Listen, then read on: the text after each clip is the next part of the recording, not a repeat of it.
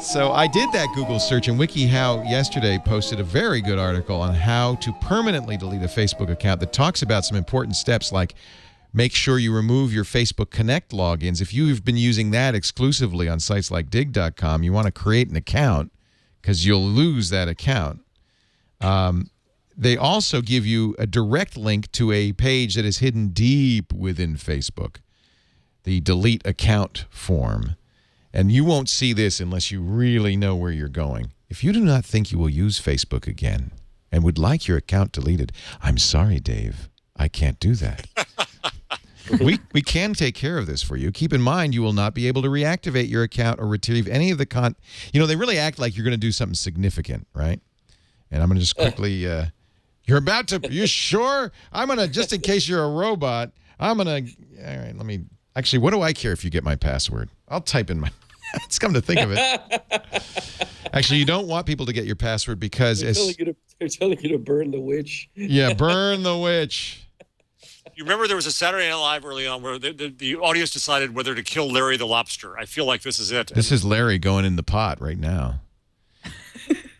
Da, da, da. By the way, they say you have 2 weeks to change your mind. We're only going to deactivate it. And if you do anything that in any way touches your account, we're back.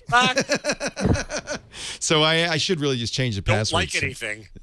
You can't like anything. You can't use Facebook Connect. You can't in any way, accidentally log in because it'll say, oh, see, we knew.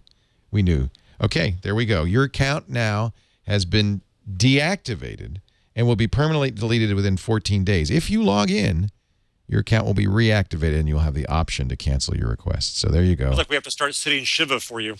So that's it. It's gone. Yeah, and I think that's the right thing to do, and I think you're right. What I will do is create a Leo Laporte account sometime down the road. There are already fan pages that say, I don't do Facebook, here's why you shouldn't, and see you on my blog. Is the blog the right answer, the personal blog? Is that the right place to start controlling your identity? Well, it's certainly the best place to express yourself in something longer than 140 characters. Yeah. And which it always has been. I think a blog is, simply a publication.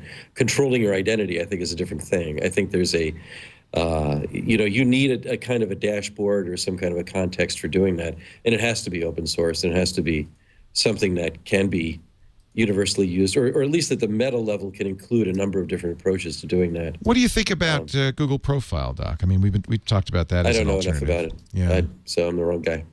I use that.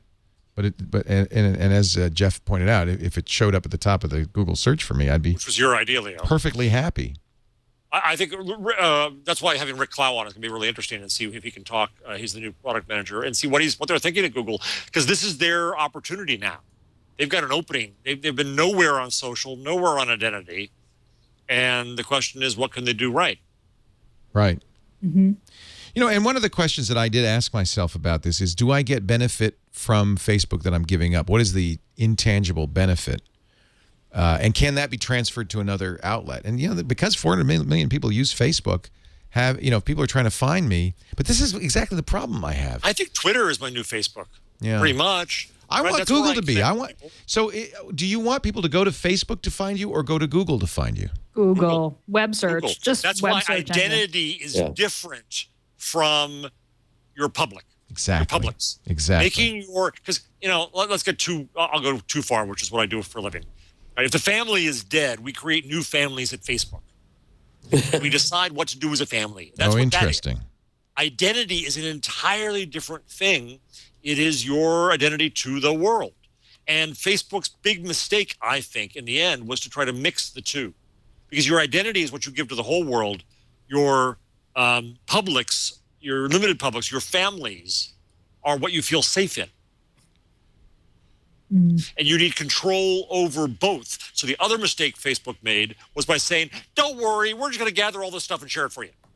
No! What do you say to people, and I get calls like this on the radio show a lot, who say, well, if you Google me, you get all sorts of awful stuff. or what if your name is John Smith?